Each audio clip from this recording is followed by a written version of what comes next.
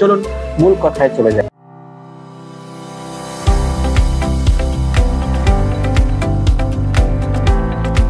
কম খরচে কিভাবে আপনি মালয়েশিয়াতে আসবেন? অনেকেই ভাবে কম খরচে মূলত বোঝায় শর্টকাট রাস্তা, কিন্তু তা কিন্তু না। আমি আপনাদেরকে দেখাবো নিরাপদ ও বৈধভাবে সবচেয়ে কম খরচে আপনি কিভাবে মালয়েশিয়ার সমবাজারে আসবেন এবং বাংলাদেশ থেকে মালয়েশিয়াতে আসবেন। বায়ুসেল, আপনারা জানেন যে সরকারি একটা প্রতিষ্ঠান আছে বায়ুসেল, BOESL, বা সরকারি রিক্রুটমেন্ট। মালয়েশিয়া আসার সবচেয়ে সাশ্রয়ী পথ হলো বাংলাদেশ সরকারের রিক্রুটমেন্ট এজেন্সি বায়ুসেল। এখানে আপনার খরচ হতে পারে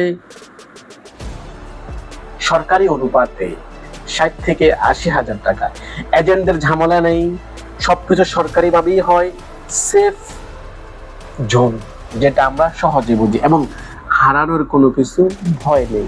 তাই আজকে আপনাকে আমি কিছু গুরুত্বপূর্ণ টিপস দিব, যে টিপস গুলা আপনি সংগ্রহ করলে আপনি কলিং বিষয়ে যদি আসতে চান কম খরচে, তাহলে আপনার কি কি টিপস এবং কি কি সংগ্রহ করতে হবে আপনি যে কোম্পানিতে আসবেন। তো চলুন, মালয়েশিয়া কোম্পানি যখন বাংলাদেশ থেকে সরাসরি কর্মী নিয়ে আসে, তখন এজেন্টদেরকে কিছু চার্জ প্রদান করে, অনেক কম রেটে এজেন্টরা কিছু কিছু চার্জ প্রদান করে।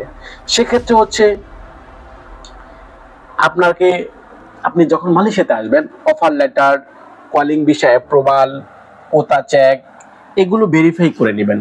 আর যারা এই কলিং ভিসাতে মালয়েশিয়াতে আসবেন নতুন করে 2026 সালে, তাদের জন্য কিন্তু এই সর্বর্ণ সুযোগ। অতীতে যারা এসেছিল তারা কিন্তু অবশ্যই চেক করছে, অনেকেই করে নাই। যারা করে নাই তারাই কিন্তু ধরা খেয়েছে মালয়েশিয়াতে এসে। অনেকে কাজ পায় নাই, অনেকে কোম্পানি খুঁজে পায় নাই। কিন্তু আপনি যদি বাংলাদেশ থেকে মালয়েশিয়াতে আসেন, অবশ্যই আপনি যে কোম্পানিতে আসবেন ওই কোম্পানির বায়োডাটা, ওই কোম্পানির সকল কিছু চেক করে আপনি যদি মালয়েশিয়াতে ভ্রমণ করেন, তাহলে কিন্তু আপনি কলিংয়ে সাকসেস, 100% সাকসেস। তবে আপনাকে মানতে হবে কিছু টিপস, কিছু ফর্মুলা।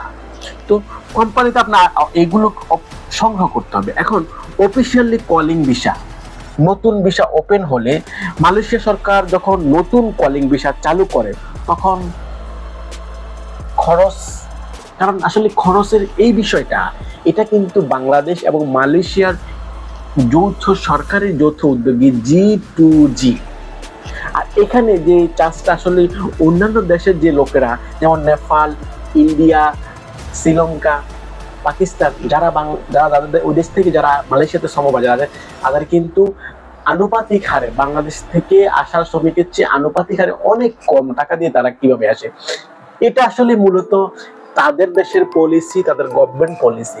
আর আমাদের দেশ থেকে যারা 4 লাখ 5 লাখ টাকা খরচ করে আসে, এটা আসলে আমাদের দেশের পলিসি। এটা আমাদের দেশের ভিতরগত যারা এই শ্রমবাজারের সাথে, ম্যান পাওয়ারের সাথে কাজ করে, তারাই কিন্তু এই বিষয়ে বলতে পারবে। কিন্তু আপনার জন্য আজকে টিপস হচ্ছে, আপনি মালয়েশিয়াতে আসার আগে অবশ্যই আপনি আপনার কোম্পানির offer letter, calling visa approval, quota check, এগুলা ভেরিফাই করে আসবেন। এটা আপনার জন্য ইম্পর্টেন্ট। আপনি 5 লাখ টাকা দিয়ে আসেন আর 3 লাখ টাকা দিয়ে আসেন, কিন্তু আপনার এগুলো জানা একান্তই প্রয়োজন। এখানে যে কথাটা হচ্ছে, এজেন্ট চার্জ ফিক্স থাকলে অতিরিক্ত টাকা নেওয়ার সুযোগ কম, রাইট? This is point. আপনি মনে করেন অফিসিয়ালি নতুন কলিং ভিসা যখন চালু হবে, মালয়েশিয়া সরকার যখন নতুন কলিং ভিসা চালু করে, তখন খরচ হয় 1 থেকে 1.5 লক্ষ টাকা অথবা 2 লক্ষ টাকার মধ্যে।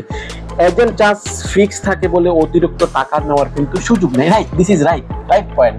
কিন্তু তারপরও আমাদের দেশের আমলা কামলারা তো আছেই, জানেন, ওনারা যদি আপনাদের কাছ থেকে টাকা না নেয়, তাহলে ওনাদের ফ্যামিলিকে, ওনাদের বউদেরকে, ওনাদের ওয়াইফকে কিভাবে বড় বড় স্বর্ণের সোনা দানা দিবে, বড় বড় কাতান শাড়ি দিবে, এটা আপনার বুঝতে হবে না? আপনি ওই কালচারে জন্মগ্রহণ করেছেন না, আপনি বাংলাদেশের কালচার সম্বন্ধে আপনার জানা নাই। আপনার জানা থাকা দরকার, যারা আমলা, যারা এই লাইনে কাজ করে, যারা ব্রোকার, তারা কিন্তু এইগুলাই করে। আপনাদের কাছ থেকে অতিরিক্ত সরকারি চাকরি ব্যতীত অতিরিক্ত যে টাকা আছে এই টাকা সংগ্রহ করে কিন্তু ওদের ওয়াইফদেরকে, ওদের ফ্যামিলিদেরকে কোরবানির সময় দেখুন বড় বড় গরু, এবং ঈদের সময় দেখবেন যে আপনার ওনাদের ওয়াইফকে বড় বড় কাতান শাড়ি, স্বর্ণ অলংকার দিয়ে ভরিয়ে রাখে। এই টাকাগুলো তারা পাবে কোথায়? আপনার কাছ থেকে, আমার কাছ থেকেই তো নিবে। এটা আপনি রাগ করবেন না, কিন্তু এটা আপনার জন্য পসিবল। আপনি বিদেশ আসবেন, ইনকাম করবেন, ওনাদেরকে দিলে সমস্যা, ঠিক আছে, রাইট?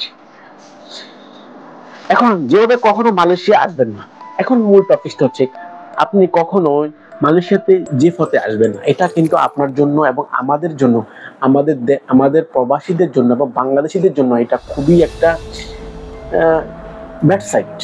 এটা আমি আপনাদেরকে বলি। অনেকে আপনাদেরকে লোক দেখাবে, অনেক ব্রোকার আপনাদেরকে লোক দেখাবে, 50-60 হাজার টাকা মালয়েশিয়াতে পাঠিয়ে দিবে, এগুলো নিন। এগুলা কিন্তু 99% স্ক্যামার।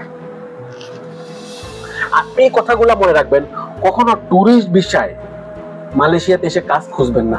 মালয়েশিয়াতে ভাই যারা বৈধ তারাই কাজ পাচ্ছে না, আপনি কিভাবে কাজ পাবেন? ট্যুরিস্ট ভিসা এসে 1 মাসের ভিসা এসে আপনি ঘুরতে এসে আপনি কিভাবে মালয়েশিয়াতে কাজ পাবেন? এরকম বিপদে পড়বেন না, এরকম বিপদে পা দিবেন না। আপনি মালয়েশিয়াতে ঘুরতে আসেন, আর আপনি যদি ঘোরার প্রয়োজন না, আপনি যদি কাজ খোঁজার ধান্দায় মালয়েশিয়াতে ট্যুরিস্ট ভিসা আসেন, আপনার পায়ে ধরি ভাই, এই জীবনে এই কাজ করবেন না। এটা আপনার একদমই বোকামি। ভিজিট বিষয়ে এসে কাজ করবেন না, ট্যুরিস্ট বিষয়ে জব খুঁজবেন না, লোকাল ফেক অফার লেটার এগুলার ফলো করবেন না। এগুলো করলে ডিপোর্ট বা আপনি ব্ল্যাক লিস্ট হতে পারেন মালয়েশিয়া শ্রমবাজারে 5 থেকে 10 বছর। তাই সাবধান, এগুলার প্রতি কখনোই হাত বাড়াবেন না আপনি, তাইলে কিন্তু আপনার লাইফ শেষ। আর যে আপনাকে এনেছে সে কিন্তু ওই যে বললাম না, বড় বড় বোয়াল মাছ, বড় বড় কাতান শাড়ি কিনবে, স্বর্ণ অলংকার গয়না বউকে দিবে আপনার টাকা দিয়ে, আর আপনি মার্ডার। এবার কম খরচে আসার জন্য সব বাস্তব কিছু টিপস। লাইসেন্সধারী এজেন্ট ব্যবহার করুন, সমস্ত খরচের ব্রেকডাউন আগে জেনে নিন, মেডিকেল ভিসা টিকিট সবার রসিদ সংগ্রহ করুন, স্ক্যামার এড়াতে এগ্রিমেন্ট করুন, টিকিট বাঁচাতে এয়ার এশিয়া বা বিভিন্ন এশিয়া, যেসব এশিয়া আপনাকে অফারে টিকিট চালু করে, এদের সাথে এইসব অফার দেখে আপনি টিকিট কাটুন। এইগুলো হচ্ছে আপনার জন্য গুরুত্বপূর্ণ টিপস। এগুলো ফলো করবেন, দেখবেন আপনি কম খরচে কিন্তু মালয়েশিয়াতে আসতে পারবেন। তখন আপনি বলবেন যে প্রবাস খুঁটিনাটি ফেসবুক পেজ ও ইউটিউব চ্যানেলে রাশেদ ভাই কিন্তু আমাদেরকে এই পলিসিটা শিখিয়েছে। অবশ্যই তখন কিন্তু আমার নাম আপনি নেবেন 100%। প্রবাস খুঁটিনাটি প্রবাসীদেরকে আমরা কিন্তু সবসময় সত্য তথ্য দিতে প্রতিশ্রুতিবদ্ধ। ভিডিওটি ভালো লাগলে অবশ্যই লাইক করবেন, শেয়ার করবেন এবং আমাদের সাথেই থাকবেন। প্রবাস খুঁটিনাটি ফেসবুক পেজ ও ইউটিউব চ্যানেল, প্রবাসীদের পক্ষে, প্রবাসীদের সাথে, সত্য খবর সবার আগে আমরাই প্রচার করি প্রবাস খুঁটিনাটিতে। আজকের মতো বিদায় নিচ্ছি, আবারও দেখা হবে নতুন কোন আপডেট তথ্য ভিডিও নিয়ে। ভালো থাকুন, সুস্থ থাকুন।